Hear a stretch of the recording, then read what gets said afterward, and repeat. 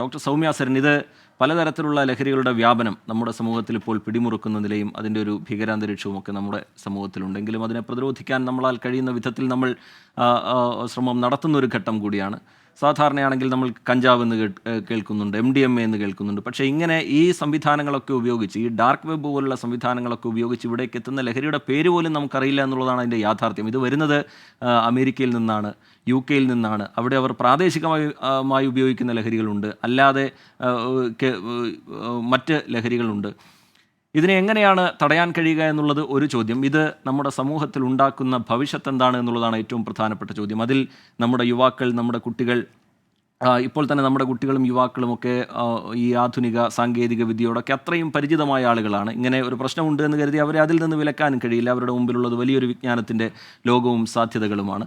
അതിനിടയിൽ നിന്നുകൊണ്ട് അവരെ ഈ പ്രശ്നങ്ങളിൽ നിന്ന് എങ്ങനെ രക്ഷപ്പെടുത്തിയെടുക്കാൻ കഴിയും? ഓരോരുത്തർക്കും അതിൽ പുലർത്താൻ കഴിയുന്ന ജാഗ്രത, താങ്കൾ എങ്ങനെയാണ് അതിനെ കാണുന്നത്? ഇപ്പൊ ഈ പറഞ്ഞ കാര്യം തന്നെയാണ് എന്നെ ഏറ്റവും കൂടുതൽ ആകുലപ്പെടുത്തുന്ന ഒരു കാര്യം. നമുക്ക് എല്ലാവർക്കും അറിയാം, ഈ പറയുന്ന കുറ്റകൃത്യങ്ങളുമായി മുന്നോട്ട് പോകുന്ന ക്രിമിനൽസ് എല്ലാവരും ടാർഗറ്റ് ചെയ്യുന്ന ഒരു പോപ്പുലേഷൻ എന്ന് പറയുന്നത് നമ്മുടെ വിദ്യാഭ്യാസം ചെയ്തുകൊണ്ടിരിക്കുന്ന കുട്ടികളെയും അതുപോലെ തന്നെ യങ്സ്റ്റേഴ്സിനെയുമാണ്.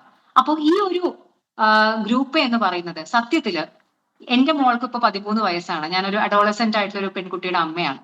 ഞാൻ ദൈനംദിന ജീവിതത്തിൽ അനുഭവിച്ചുകൊണ്ടിരിക്കുന്ന അല്ലെങ്കിൽ കണ്ടുകൊണ്ടിരിക്കുന്ന വലിയൊരു അന്തരമുണ്ട്. അതായത് നമ്മുടെ മക്കളും നമ്മളും തമ്മിലുള്ള ഒരു അന്തരം. അത് എന്ന് പറയുന്നത് പല പല കാര്യങ്ങളിൽ അന്തരമുണ്ട്. അതിൽ ഏറ്റവും ഇമ്പോർട്ടന്റ് ആയിട്ടുള്ള ഒരു കാര്യം സൈബർ നോളജ് ആണ്.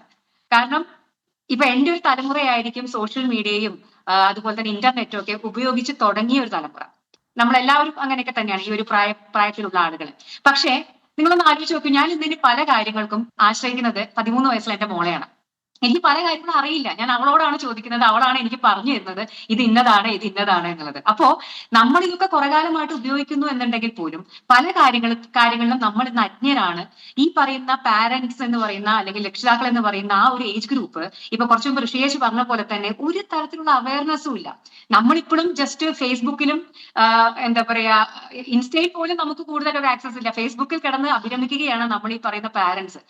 പക്ഷെ ഇതിനപ്പുറം വലിയൊരു ലോകമുണ്ട്, ഈ പറയുന്ന ഡാർക്ക് നെറ്റ്. ഇപ്പൊ ഞാൻ ഈ പറയുന്ന ഡാർക്ക് നെറ്റ് ഒക്കെ കേട്ടത് പല സിനിമകളിലും ഇങ്ങനെയുള്ള പല സൈബർ കുറ്റകൃത്യങ്ങൾ നടത്തുന്ന ഒരു സംഭവമാണ് ഡാർക്ക് നെറ്റ്. ഇതൊക്കെ കേട്ട് പരിചയം മാത്രമേ ഉള്ളൂ. എന്താണ് ശരിക്കും ഡാർക്ക് നെറ്റ് എന്നുള്ളത് ഞാനിപ്പോ ഈ ഒരു ചർച്ചയിൽ ഇരുന്നപ്പോഴാണ്, ഋഷിയേഷ് പറഞ്ഞപ്പോഴാണ് എനിക്കൊരു ചെറിയൊരു ക്ലാരിറ്റി വന്നത്. എങ്കിൽ പോലും അതിൽ വലിയതായിട്ടൊരു വിവരമില്ല.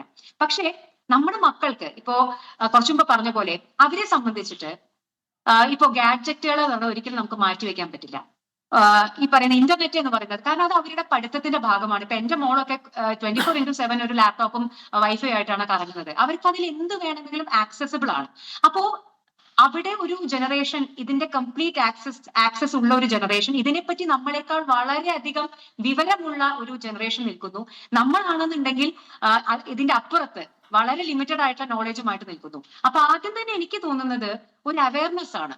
കാരണം ഇതെന്താണ്, ഇങ്ങനെയുള്ള സംഗതികൾ നമുക്കിടയിൽ ഉണ്ട് എന്നുള്ളത് ആദ്യം അച്ഛനമ്മമാരടക്കം അല്ലെങ്കിൽ നമ്മുടെ തലമുറ ഒന്ന് അറിഞ്ഞു വരിക എന്നുള്ളതാണ് ആദ്യം തന്നെ ചെയ്യേണ്ടത്. അതിന്റെ കൂടെ തന്നെ കാലാനുസൃതമായിട്ടുള്ള മാറ്റങ്ങൾ നമ്മുടെ കുഞ്ഞുങ്ങളുടെ പഠന രീതികളിൽ വേണം. ഇപ്പോ നമ്മുടെ ഏറ്റവും വലിയൊരു ഷോർട്ട് കമ്മിങ് ആയിട്ട് ഞാൻ കാണുന്നത്, ഇന്നും നമ്മൾ കൺവെൻഷണൽ ആയിട്ടുള്ള പഠന രീതികളിൽ തളച്ചിടപ്പെട്ടിരിക്കുകയാണ്. നമ്മുടെ കുട്ടികൾ നമ്മൾ പഠിച്ചതിൽ നിന്ന് എന്താണ് കൂടുതൽ പഠിക്കുന്നത് എന്ന് വെച്ച് കഴിഞ്ഞാൽ ഒന്നുമില്ല, അവരിപ്പോഴും ഫിസിക്സും കെമിസ്ട്രിയും ബയോളജിയും പഠിച്ച് നടത്തുകയാണ്. പക്ഷേ ഇന്നത്തെ കാലഘട്ടത്തിനനുസരിച്ചിട്ട് ഇപ്പൊ നമ്മൾ സെക്സ് എഡ്യൂക്കേഷൻ വേണമെന്ന് പറയുന്നുണ്ട് അല്ലെ. നമ്മൾ പഠിച്ച പോലെയല്ല, നമ്മുടെ തലമുറ പോലെയല്ല, നമുക്കത് വളരെയധികം നമുക്ക് കിട്ടിയിട്ടില്ല. അതിന്റെ പല തിക്താനുഭവങ്ങളും അനുഭവിച്ച ഒരു തലമുറയാണ് നമ്മുടെ. അപ്പൊ അത് നമ്മുടെ കുഞ്ഞുങ്ങൾക്ക് ഉണ്ടാവരുത് എന്ന് കരുതിയാണ് നമ്മൾ സെക്സ് എഡ്യൂക്കേഷൻ വേണമെന്ന് ഇപ്പോഴും പറഞ്ഞുകൊണ്ടിരിക്കുന്നത്. അത് എത്രത്തോളം നമുക്ക് പ്രായോഗികമാക്കാൻ പറ്റിയിട്ടുണ്ട്? ഇല്ല. അതേ പറഞ്ഞ പോലെ തന്നെയാണ് ഈ ഒരു സൈബർ എഡ്യൂക്കേഷൻ എന്ന് പറയുന്നതും വളരെ ഇമ്പോർട്ടന്റ് ആണ്. ഇങ്ങനെ ഒരു ലോകമുണ്ട്, ഇതില് ഇത്ര തരത്തിലുള്ള റിസ്കുകൾ ഉണ്ട് എന്ന് നമ്മുടെ കുഞ്ഞുങ്ങളെ പറഞ്ഞ് ഈ കരിക്കുലത്തിന്റെ ഭാഗമായി തന്നെ പഠിപ്പിക്കേണ്ടത് വളരെയധികം അത്യാവശ്യമാണ്. കാരണം ഈ ഒരു അഡോളസന്റ് ഏജ് ഗ്രൂപ്പിലുള്ള കുട്ടികള് നമുക്കറിയുന്നതാണ് അവരുടെ ഒരു ക്യൂരിയോസിറ്റി. കാരണം ഇതൊക്കെ കേൾക്കുന്ന ഇപ്പൊ MDMA എന്ന് കേൾക്കാത്ത ഒരു ദിവസം ഉണ്ടോ നമ്മുടെ ജീവിതത്തിൽ? എവിടെ തുറന്നാലും ഇങ്ങനെയുള്ള മയക്കുമരുന്ന്, കഞ്ചാവ്, MDMA നമ്മൾ കേട്ടുകൊണ്ടേയിരിക്കുകയാണ്. അപ്പൊ നമ്മുടെ കുഞ്ഞുങ്ങൾക്ക് ഇതൊക്കെ അറിയാനുള്ള താല്പര്യം നമ്മളെക്കാൾ കൂടുതലുണ്ട്. അവർക്ക് അതിനുള്ള കാര്യങ്ങളും അവരുടെ കയ്യിലുണ്ട്. എന്ത് വേണമെങ്കിലും എവിടെ വേണമെങ്കിലും പോയി സെർച്ച് ചെയ്യാം. അപ്പോ നമുക്കറിയാം, നമ്മളൊരു കാര്യം സെർച്ച് ചെയ്തുകൊണ്ടിരിക്കുന്ന സമയത്ത് പിന്നെ അവർക്ക് വരുന്ന പ്രോംപ്റ്റുകളും കാര്യങ്ങളും അതിനനുസരിച്ചിട്ടായിരിക്കും. അപ്പോ അറിഞ്ഞോ അറിയാതെയോ അവർക്ക് അറിയില്ല, അവരുടെ ഒരു പ്രായം അതാണ്. അപ്പൊ ആ ഒരു ക്യൂരിയോസിറ്റി കൊണ്ട്, ആ ഒരു ജിജ്ഞാസ കൊണ്ട് അവർ പല രീതിയിലുള്ള തെറ്റായ പല സൈറ്റുകളിലും എത്തിപ്പെടാനുള്ള സാധ്യത വളരെ കൂടുതലാണ്.